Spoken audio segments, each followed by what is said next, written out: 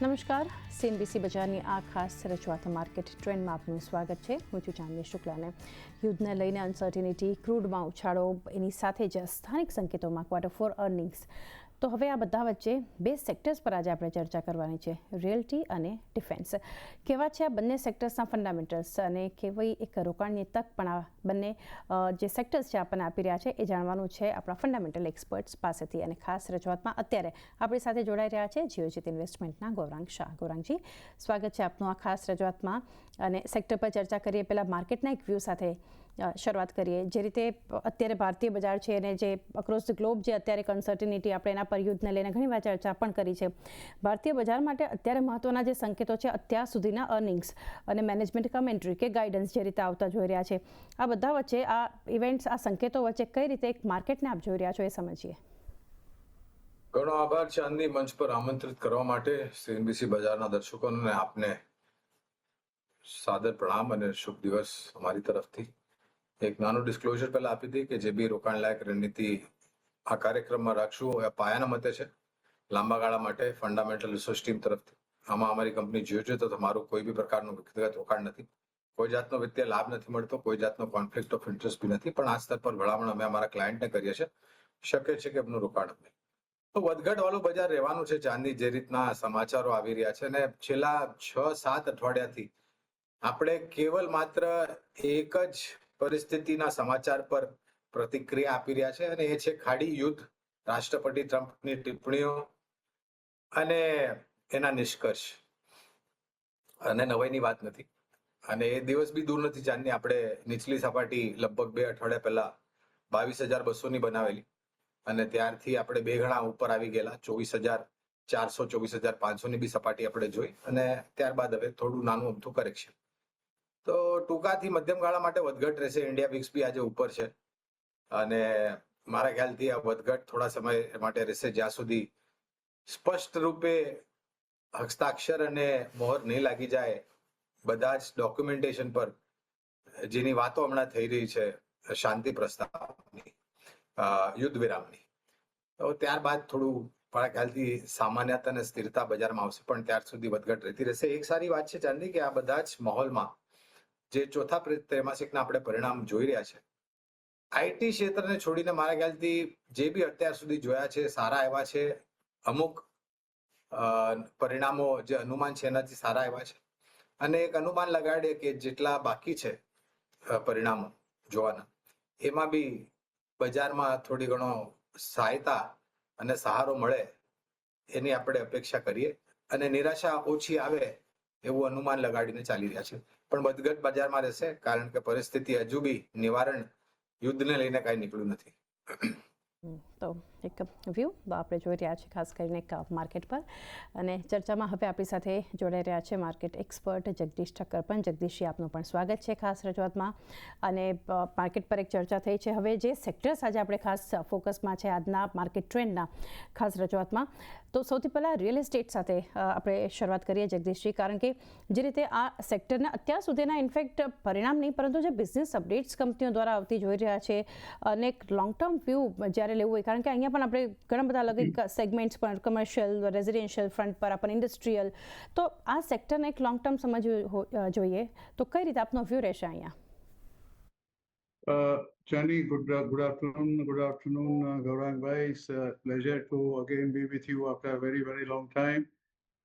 Anyway, it's always a pleasure અને પહેલી વાર મળીએ છીએ 2026માં, એટલે તમને ચોક્કસ 2026ના સાલ મુબારક.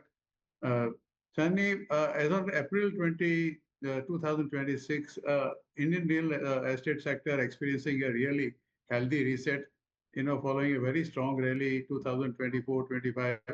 And the long-term fundamentals remain definitely robust, driven by mainly the urbanization and the high-end residential demand. The sector currently is facing short-term pressure because of the stretched valuation, rising inventory and slowing sales in the affordable segment. પહેલા એવું હતું ચાંદી કે affordable સેગમેન્ટમાં દરેક reality સેક્ટરના જેટલા બી developers છે એમાં જતા હતા. હવે થોડો ટ્રેન્ડ અર્બનાઇઝેશન પર આવી ગયો છે.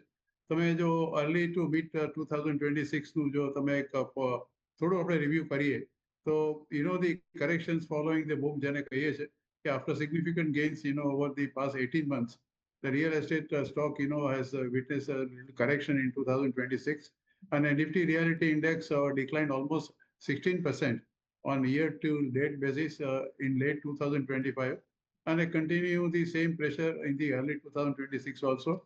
Valuation concerns are definitely there. Analysts મોટાભાગના એવું માને છે કે decline is not due to the collapse in the demand, but because of the stock valuation, they outpaced the fundamentals of each one of them. બીજું કે divergent demands થઈ ગઈ છે. લક્ઝરી અને પ્રીમિયમ હાઉસિંગ સેગમેન્ટના remains very very strong, supported by the very high net worth individuals અને HNI કહીએ છીએ આપણે. અને non residential Indians also they are investing in to India now, કારણ કે એ લોકોને ખાસ કરીને જે યુએસ છે નોર્થ અમેરિકામાં, એ લોકોને હવે બિલકુલ ભરોસો નથી રહ્યો કે ક્યારે અહીંથી ઉચાળા ભરવા પડશે. So they are also investing now in to Indian real estate. But the mid income group જેને આપણે કહીએ છીએ કે એફોર્ડેબલ સેગમેન્ટ છે, they are definitely quite sluggish. અને impact of course the IT weakness આપણે જઈએ slowdown in the IT hiring, એ થોડી ચોક્કસ કન્સર્ન થાય. આપણને એમ થાય કે આઈટીને રિયલ એસ્ટેટને શું લેવા દેવા, કારણ કે મોટાભાગના જે ખરીદ કરવાવાળા હોય છે તે લોકો ડેફિનેટલી હાઉસિંગ લોન લઈને જ કરતા હોય છે. એટલે એમાં જો કોલેપ્સ આવે તો ખાસ કરીને બેંગ્લોર અને હૈદરાબાદ જેવા મિડ પ્રીમિયમ સેગમેન્ટની અંદર લોકોને બહુ મોટી તકલીફ પડે એવું છે. અને કેપિટલ ઇન્ફ્લો જે છે સ્ટોક માર્કેટનો વોલેટિલિટીને ઇન્સ્પાઇટ, આપણે જાણીએ છીએ કે record 5.1 billion in capital inflows Q1 of 2026, indicating a very, very strong term institutional confidence is there. અત્યારે તો મારું માનવું છે કે only 2 or 3 things are important for the real estate. One is the flight to quality. Naturally, you have to be a premium quality. Premiumization, premiumization, which is also there. We have been seeing shifting the trend. And infrastructure-led growth, we are also localities connected to the expressways અને metro line સાથે છે એમાં વધારે છે. ખાસ કરીને Mumbai metropolitan region જેને આપણે MMR કહીએ છીએ, અને નેશનલ કેપિટલ રિજિયન જેને આપણે NCR કહીએ છીએ. અને કમર્શિયલ રિયલ એસ્ટેટનો જે રોબસ્ટનેસ છે, ઇટ ઇઝ ઓલ્સો ધેર. અને RETS અને એ તો આપણે જાણીએ છીએ real estate investment trust, these also there. They are also gaining momentum, અને they are also having the greater liquidity અને democracy,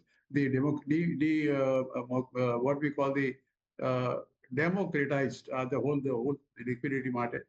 Future outlook is definitely good long term. Moderate price appreciation ચોક્કસ કહી શકો, પણ પહેલાની જેમ તમે અત્યારે ઘર રોકો અને 5 વર્ષ પછી બમણા કે 3 ગણા મળે એવી શક્યતા તો અત્યારે મને દેખાતી નથી. વ્યૂ સેક્ટર સ્પેસિફિક આપણને રિયલ એસ્ટેટ પર બનતો જોઈ રહ્યા છે. ગૌરંગજી, આપની પાસેથી વ્યૂ જાણીએ, લોંગ ટર્મ કઈ રીતે આપ જોઈ રહ્યા છો, ફંડામેન્ટલી આ સેક્ટર કેવું છે? જગદીશભાઈને પણ સાદર પ્રણામ અને નવ વર્ષની અનેક અનેક શુભકામનાઓ તમને જગદીશભાઈ. તમારી સાથે શો કરવાનો લાભ મળ્યો, ઘણો આનંદ થયો જગદીશભાઈ. તો જો મારા ખ્યાલથી વિશ્લેષણ જે બી જગદીશભાઈએ કર્યું છે એની પર પૂર્ણ રીતે સહેમત છું. આઈટી ક્ષેત્રમાં જે ધીમાસ આપણે જોઈએ છે અને જે કર્મચારીઓની સંખ્યા ઓછી કરવાની વાતો હવે આવી રહી છે, તો એના કારણે બી એક નકારાત્મક અસર રિયલ એસ્ટેટ સેક્ટર પર પડે. અમુક જગાઓ પર મારા ખ્યાલથી એટલી ખરાબ અસર નહીં પડે. ઉદાહરણ તરીકે ચાંદની મુંબઈ શહેરમાં માર્ચના તમે ડેટા જુઓ તો મુંબઈ શહેરની તુલના તમે બાકી અન્ય મોટા શહેરો સાથે કરો, દિલ્હી, કલકત્તા, ચેન્નાઈ, હૈદરાબાદ, બંગલુરુ, તો માર્ચના મહિનામાં મુંબઈ શહેરમાં સૌથી સારા આંકડાઓ હતા. હવે પછી એ રેસિડેન્શિયલ પ્રોપર્ટી હોય કે કમર્શિયલ પ્રોપર્ટી હોય, અને કમર્શિયલ પ્રોપર્ટીમાં ચાંદની મારા મતે વધારે પડતી તીવ્રતા તમને જોવા મળશે અને ભાવ બી ઉપરના જોવા મળશે, જે રીતના માંગ વધવાની અપેક્ષા છે. હવે એક ઉદાહરણ તમને આપું, ગ્લોબલ કેપેબિલિટી સેન્ટર્સ, GCC સેન્ટર્સની વાતો જે કરી છે ને, જે રીતના પહેલ ઘણા બધા રાજ્યોમાં આ ફેસિલિટીઝ ઊભી કરવાની વાત કરી છે, અને ઘણી બધી કંપનીઓએ બી આગળ પડતી ટિપ્પણી કરી છે રોકાણ કરવા માટે. તો અને GCC માટે તમારે જેટલી જગા જોઈએ બહુ જ મોટા પાયા પર જોઈએ, તો એક માંગ તો ત્યાંથી આવશે. બીજી, ઈ કોમર્સ પ્લેટફોર્મ તરફથી માંગ, ગોડાઉન્સ માટે, વેરહાઉસીસ માટે. હવે ઉદાહરણ તરીકે એમેઝોન, ફ્લિપકાર્ટ, મિન્ત્રા, જે બી ઈ કોમર્સ પ્લેટફોર્મ્સ છે, એમને એમના વેરહાઉસીસ જે છે એના કરતા વધારે ક્ષમતાવાળા જોઈશે, તો એમના તરફથી માંગ. અને આ મુખ્ય ભાગે આ જે વેરહાઉસીસ હોય છે શહેરની બહાર જે જગાઓ છે ત્યાં આગળ હોય છે. તો મારા મતે જ્યોગ્રાફી સ્પેસિફિક માંગ રહેશે, જ્યાં આગળ ડિમાન્ડ ઉપરની તરફ હશે ને સપ્લાયને લઈને પ્રોબ્લેમ. અને મુંબઈ શહેરમાં તો આપણને બધાને ખબર છે જગા તો નથી ની બરાબર છે, અને રીડેવલપમેન્ટ એક બહુ જ મોટી મુહિમ છે, સોસાયટી રીડેવલપમેન્ટ એક બહુ જ મોટી મુહિમ છે, અને ઘણી બધી કંપનીઓ આમાં ભાગ લેવાના અવસર શોધ્યા છે અને લઈ રહ્યા છે. એક કંપની જ્યાં આગળ ખરીદારીની ભલામણ છે, અને જે મારા મતે રિયલ એસ્ટેટ, પહેલા તો એક ચોખવટ કરી દઉં ચાંદની, કે તમે સમજી વિચારીને થોડો અભ્યાસ કરીને આખિરકાર નિર્ણય લો રિયલ એસ્ટેટ ક્ષેત્રમાં રોકાણ કરવાનું, તો એટલું ધ્યાનમાં રાખો કે રિયલ એસ્ટેટ સેક્ટર ઘણા બધા બદલાવ આવ્યા છે, તે છતાં બી આજની તારીખમાં હાઈ બીટા છે, અર્થાત વધઘટ અહીંયા બહુ તીવ્રતાથી થાય. સારા બજારમાં તમને આગળ પડતું આઉટ પરફોર્મન્સ અને ખરાબ બજારમાં આગળ પડતું અંડર પરફોર્મન્સ. તો આ વોલેટાઇલિટી વધઘટ રહેશે, એ તમે મનમાં ધ્યાનમાં રાખીને ચાલો. એક 4-5 કંપનીઓ પર રોકાણની ભલામણ છે, પણ એક કંપની જો મારે નામ લેવું હોય તો એ છે ગોદરેજ પ્રોપર્ટીઝ. કોર્પોરેટ ગવર્નન્સ સારું છે ચાંદી, એક્ઝિક્યુશન રન રેટ બી સારી છે, રિયલાઇઝેશન્સ બી સારા છે, અને પ્રોજેક્ટ જે એમની પાસે છે ને ભવિષ્યમાં જે આવશે એટલે કે ઓર્ડર બુક બી સારી એવી છે. તો પાયાના મતે ગોદરેજ પ્રોપર્ટીઝ પર ખરીદારીની ભલામણ છે. આ સ્તરથી શરૂઆત કરો અને ઘટાડે રોકાણ કરતા જાઓ. ઓકે, તો સેક્ટર પર રિયલ એસ્ટેટ પર એક ઓવરઓલ વ્યૂ અને ગોદરેજ પ્રોપર્ટીઝ જે છે ગૌરાંગજી તરફથી આ પસંદગી છે. લોંગ ટર્મ માટે એટલે આ લેવલ્સ પર પણ લઈ શકો છો, ઘટાડે એડિશન પણ કરી શકો છો. તો ગોદરેજ પ્રોપર્ટીઝ ગૌરાંગજી તરફથી. જગદીશ, એક સેક્ટર પર ચર્ચા કરીએ, પરંતુ રિયલ એસ્ટેટમાંથી કોઈ એક કંપની પસંદ કરવાની હોય તો આપના તરફથી ક્યાં રહેશે? મારો જે સ્ટોક છે જાનની, એ ઓબેરો રિયાલિટી છે. It's a premier real estate developer છે, અને પ્રાઇમરીલી મુંબઈ છે. એ પર્ટિક્યુલર થિંગ, સ્પેશિયલી મેં અત્યારે આપને લક્ઝરીની વાત કરી, હાઈ ક્વોલિટી અને કસ્ટમર સેન્ટ્રિક ડિઝાઇન છે. લગભગ 40 વર્ષનો અનુભવ છે, અને very strong market reputation for delivering premium residential અને commercial spaces with a focus on the new urbanisation.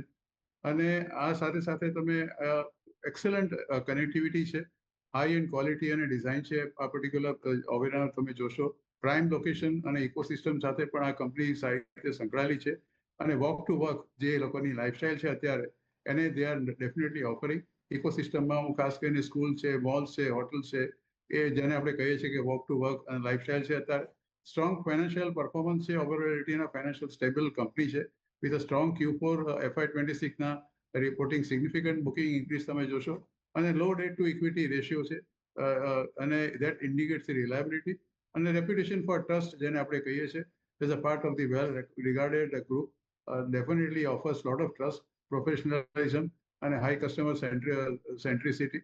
બીજું કે કી પ્રોજેક્ટ તમે જુઓ તો અત્યારે સ્કાય સિટી છે, એલ્ચિયન છે, 3 સ્કાય છે, 360 વેસ્ટમાં છે, ઘણા બધા છે, અને સ્ટ્રોંગ સેલ્સ ગ્રોથ છે એ લોકોનો, જે Q4ના આંકડા આવ્યા છે પ્રમાણ. એટલે મારો જે ચોઇસ છે આ પર્ટિક્યુલર ક્ષેત્રમાં ઇઝ ઓવેરો રિયાલિટી, અને અત્યારે ભાવ છે 1713 રૂપિયાનો. 52 વીક હાઈ છે 2005 આ શેરનો. લાઈફ ટાઈમ હાઈ તો લગભગ 2324 સુધી ગયો હતો. Current market price is about 1713, થોડો ઘણો આજે ડાઉનમાં છે. Target for this particular share within next 6 months to 1 year is about 1850, અને stop loss should be 1650. Defence પર હવે એક ચર્ચા કરીએ આ સેગમેન્ટમાં. ગૌરાંગજી, આપની સાથે શરૂઆત કરીએ, કારણ કે જે રીતે ડિફેન્સ આપણે હંમેશા એક્સપર્ટ સાથે આ થીમ પણ એક પ્લેઆઉટ થતી બજાર માટે જોઈ રહ્યા છીએ. હાઈ પ્રાયોરિટી એરિયા સરકારની જ્યારે વાત આવે છે ત્યારે હોય છે મેક ઇન ઇન્ડિયા ઇનિશિયેટિવ, અને ઘણી બધી અપડેટ સેક્ટરને લઈને કંપનીઓને નવા ઓર્ડર, એક્ઝિક્યુશન, એક ઇવેન્ટ્સ પણ આપણે જોવાની હોય છે. તો લોંગ ટર્મ માટે જ્યારે જાણવું હોય ડિફેન્સ, કઈ રીતે આ થીમને આપ જોઈ રહ્યા છો? પહેલા તો ચાંદી લોંગ ટર્મની પરિભાષા સમજવી જરૂરી છે રક્ષા ક્ષેત્રને લઈને. અને રક્ષા ક્ષેત્રમાં લોંગ ટર્મની પરિભાષા મારા મતે 3 થી 5 વર્ષ હોવી છે. ને આ વાત આપણે જ્યારે બી રક્ષા ક્ષેત્ર લઈને ચર્ચા કરી છે, મેં કીધું છે કે ભાઈ આ બધી કંપનીઓ જે ઓર્ડર બુક હોય છે એનું ઉપર જે કામ કરવાનું હોય છે એમાં સમય લાગે. કારણ કે પરિસ્થિતિ એવી નથી ચાંદી કે આજે સવારે ઉદાહરણ તરીકે હિન્દુસ્તાન એરોનોટિક્સ લિમિટેડને રક્ષા મંત્રાલય તરફથી લડાકુ વિમાન ફાઇટર જેટ તેજસ બનાવવાના ઓર્ડર મળ્યા, અને આ ઓર્ડર હિન્દુસ્તાન એરોનોટિક્સે 1 મહિનામાં ડિલિવર કરી દીધો. એ નથી શક્ય. એક લડાકુ વિમાનને બનાવવા માટે મહિનાઓ લાગી જાય છે. એટલે આ એક પરિસ્થિતિ, અને માત્ર HAL સુધી સીમિત નથી. તમે missiles, surface to surface, new age technology, warfare platforms, radar systems, જે બી તમે નામ લો, તો રક્ષા ક્ષેત્રમાં રોકાણ કરો તો કૃપયા કરીને મહેરબાની કરીને 3 થી 5 વર્ષની સમય સીમા રાખો, જેનાથી તમારા રોકાણની ઉપર તમને સારું વળતર મળી શકે. ઓર્ડર બુક એક્ઝિક્યુશન જ્યારે થાય કંપનીની, તો આવકમાં પછી બદલે અને એ આવક પછી ચોખ્ખા નફામાં બી વૃદ્ધિ થાય વગેરે વગેરે. સ્થાનિય માર્કેટમાંથી ઓર્ડર મળે જ છે. એક્સપોર્ટ માર્કેટ એક બહુ મોટી ઓપોર્ચ્યુનિટી છે. એક કંપની જેની ભલામણ મારા ખ્યાલથી હું 150-200 રૂપિયાથી કરતો આવ્યો છું આપણા ચેનલ સીએનબીસી બજાર અને સહયોગી ચેનલ સીએનબીસી આવાજ અને સીએનબીસી ટીવી 18 પર, એ છે BEL, ભારત ઇલેક્ટ્રોનિક્સ લિમિટેડ. 450 નો ભાવ છે આજે. પાયાના મતે અહીંયા ખરીદારીની ભલામણ છે. અને એક વાત BEL ની એ છે કે નિરંતર એમની ઓર્ડર બુકમાં વૃદ્ધિ થઈ રહી છે. દર મહિને અમુક રકમના ઓર્ડર મળે છે. એટલી જ અનુભવી છે કંપની, એટલી જ ક્ષમતા છે કર્મચારીઓની ઓર્ડર બુકને એક્ઝિક્યુટ કરવા માટે.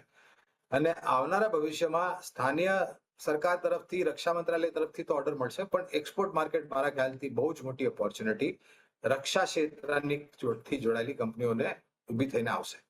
તો BEL પર પાયાના મતે ખરીદારીની ભલામણ છે. આ સ્તરથી શરૂઆત કરો ધીરે ધીરે અને ઘટાડે રોકાણ કરતા જાઓ લાંબા ગાળા માટે. ભારત ઇલેક્ટ્રોનિક્સ BEL પર એક સલાહ આપણે જોઈ રહ્યા છીએ ગૌરંગજી તરફથી. ડિફેન્સમાં સેક્ટર પર તો આપણે એક ચર્ચા કરી, પરંતુ BEL પણ તમે આ લેવલ્સ પર એન્ટ્રી કરી શકો છો, ઘટાડે એડિશન પણ કરી શકો છો. પરંતુ જે રીતે ખાસ ગૌરંગજીએ જણાવ્યું છે, સમયસીમા જે છે લોંગ ટર્મ એટલે 3 થી 5 વર્ષ માટે જ્યારે ડિફેન્સ કંપનીઓની વાત આવે છે તો રાખવું જોઈએ BEL પર એક પસંદગી. જગદીશજી, સેક્ટર માટે વ્યૂ લઈએ. ડિફેન્સને કઈ રીતે આપ લોંગ ટર્મ માટે જોઈ રહ્યા છો? ફંડામેન્ટલી શું વ્યૂ રહેશે આ સેક્ટર પર? Chani, defense is one of the topmost priority of the government of India. તમે બજેટ આ વખતનું જોશો તો ગયા વર્ષે બજેટ એલોકેશન હતું 6,80,000 કરોડ. આ વખતે એને વધારીને 8,80,000 કરોડ કરી નાખ્યું છે. અર્થાત કે લગભગ તમે જુઓ તો જે 33% જેટલો વધારો આ પર્ટિક્યુલર સેક્ટરમાં કર્યો છે. ઇન્ડિયન ડિફેન્સ સ્ટોક્સ તમે જો માર્કેટની દ્રષ્ટિએ જુઓ 2026માં with nifty India defence index તમે જુઓ તો લગભગ 36% જેટલો એકાદ વર્ષમાં વધ્યો છે. Significantly, the outperforming the broader market. એ લોકો મેનલી મેસિવ ઓર્ડર બુક્સ જે અત્યારે ગૌરાંગભાઈએ કહ્યું, અને ગવર્મેન્ટનું આત્મનિર્ભર ભારત સેલ્ફ રિલાયન્સ ઇનિશિયેટિવ કંપનીનો સરકારનો છે.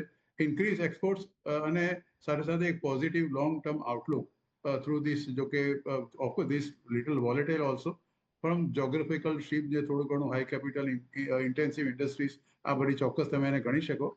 એટલે સરકારના ભાગીદારી સિવાય આમ તમે જુઓ તો as an individual it is very difficult. Strong gains સમય જે થયા અને કી ડ્રાઈવર્સ મેનલી તમને કહું તે પ્રમાણે નવા કોન્ટ્રાક્ટ આ બધી કંપનીઓને મળે છે. એક્સપોર્ટ એમ્બિશન્સ લોકોની ઘણી મોટી છે હવે, અને થોડું ઘણું જે ગ્લોબલ ટેન્શન અત્યારે થયું છે ત્યારે સરકારને પણ હવે ખબર છે કે લડાઈ કઈ રીતે લડાય છે અત્યારે, અને એમાં ક્યાં કોઈ જગ્યાએ આપણી ક્ષતિ રહી જાય છે એ પણ એ લોકો હવે અત્યારે બહુ સિન્સિયરલી ઇવેલ્યુએટ કરી રહ્યા છે. ઈરાન અને અત્યારે US અને ઇઝરાયલ જે અત્યારે જે યુદ્ધ થયું એમાં એક વસ્તુ તમે માર્ક કરજો ચાંદની, કે પેલા ગ્રાઉન્ડ ફોર્સિસની આપણે હંમેશા વાત કરતા હતા કે અમારી પાસે આટલા લાખ લોકોનું લશ્કર છે. તમે જુઓ કે ગ્રાઉન્ડ ફોર્સ તો અત્યારે છેલ્લા 40 દિવસમાં એક પણ વખત એનો ઉપયોગ પણ નથી થયો. એટલે અત્યારે આખી જે style of war is completely change. એટલે એના પર બી સરકાર ચોક્કસ ધ્યાન રાખતી હશે. આમ તો ઘણી બધી લીડિંગ પરફોર્મન્સ છે. એમટાર ટેકનોલોજી છે, ભારત ફોર્જ છે, ભારત ઇલેક્ટ્રોનિક્સ છે, જે ગૌરાંગભાઈ અત્યારે કહ્યું, અને સાથે સાથે ઓર્ડર બુક એટલી બધી સક્ષમ છે. અને પણ એક વસ્તુ ગૌરાંગભાઈ સાથે હું એટલા માટે સહમત છું કે આ એક અઠવાડિયા કે મહિના કે 6 મહિના કે 1 વર્ષનો સવાલ નથી. You have to have at least 3 to 5 years Horizon, તો જ તમને આ જાતના શહેરમાં લોંગ ટર્મ ગ્રોથમાં તમને જોવા મળે. એટલે મેં તમને કહ્યું તે પ્રમાણે ઘણી બધી કંપનીઓ આ ક્ષેત્રમાં અત્યારે સક્રિય છે. હિન્દુસ્તાન એરોનોટિક્સ છે, ભારત ઇલેક્ટ્રોનિક્સ છે, ભારત ડાયનેમિક્સ છે, મઝગાંવ ડોક્સ છે, ડેટા પેટર્ન્સ છે. ઘણી બધી કંપનીઓ અત્યારે સક્રિય છે અને દરેક પાસે એમ્પલ ઓર્ડર્સ છે અને એમાં ન ખૂટે એટલા બધા ઓર્ડરો છે. એટલે મારી દ્રષ્ટિએ આખું જો તમે આ ક્ષેત્રનું જો અત્યારે મૂલ્યાંકન કરો તો થોડું ઘણું તમારે લોંગ ટર્મથી 3 થી 5 વર્ષનું વિચારવાનું છે. મારી પસંદગી અત્યારે રિસન્ટલી ઉતરે છે હિન્દુસ્તાન એરોનોટિક્સ પર. એનો ભાવ અત્યારે 4,360ની આસપાસ છે. લગભગ 5,100 કે 5,200 સુધી પણ આ શેરનો ભાવ ગયો હતો. આમ તો 5600-5700 સુધી પણ પહોંચી ગયો હતો. અને 5 રૂપિયાની ફેસ વેલ્યુનો શેર છે. 133-34ના EPS પર અને 33-34ના પ્રાઇસ ટુ અર્નિંગ રેશિયો પર આ શેર ટ્રેડ કરે છે. અને અત્યારે જે જાતની સ્કાય વોર આપણે જોઈ એ જોતા મને એવું લાગે છે કે Hindustan aeronautics is going to definitely have even much larger orders, અને સાથે સાથે ઘણા બધા એક્સપોર્ટના તેજસના ઓર્ડરો પણ આ કંપનીને મળતા રહ્યા છે. અને ડિફેન્સ માટે આપણે આત્મનિર્ભર થવા માંડ્યા છે. એટલે મારી જે ચોઇસ છે એ છે Hindustan aeronautics. My target for this particular year about within the next about 2 to 3 years, as I always say, ગૌરંગભાઈ સાથે કહ્યું પ્રમાણે કે 2 કે 3 વર્ષનો અભિગમ રાખો. The target is about 5,100 rupees and a stop loss should be a very strict stop loss of 4,200 rupees. Okay, તો આ સેક્ટર માટે HL માટેનો વ્યૂ અને 4,200 સ્ટોપ લોસ રાખવાનો છે અને અગેન 2 થી 3 વર્ષનો વ્યૂ જે સલાહ આપણે બંને એક્સપર્ટ્સ આપી રહ્યા છે. ટાર્ગેટ 5,100 રાખવાનો છે HL માટે.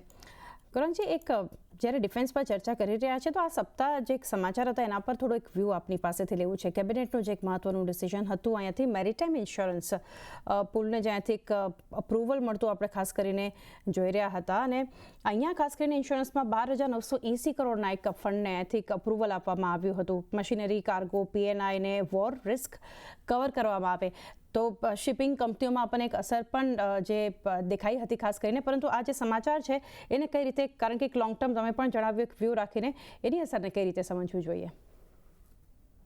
મારા ખ્યાલથી મુખ્ય યાતાયાત તમે જુઓ તો સમુદ્રી માર્ગથી જ થાય છે ચાંદની, અને આ જે પરિસ્થિતિ છે ઇન્સ્યોરન્સને લઈને વગેરે વગેરે, તો ઇવેન્ચ્યુઅલી આમાં એક થાય છે કે એન્ડ જે કોસ્ટ ઓફ ટ્રાન્સપોર્ટેશન છે એ વધી જાય.